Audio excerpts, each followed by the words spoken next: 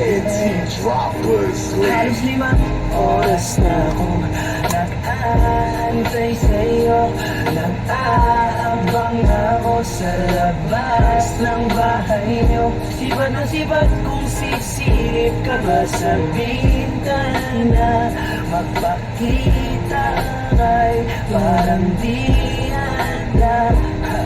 Ilang beses ka na, lagi na lang ganyan. Umiwasan ako'y parang ayaw kong nandyan. Sa susunod na punta ko'y magbuksan mo na sana.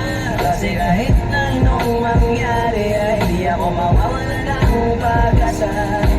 Ayaw kitang pilitin kung di ka pa handa. Sa susunod na lang, sa susunod na lang.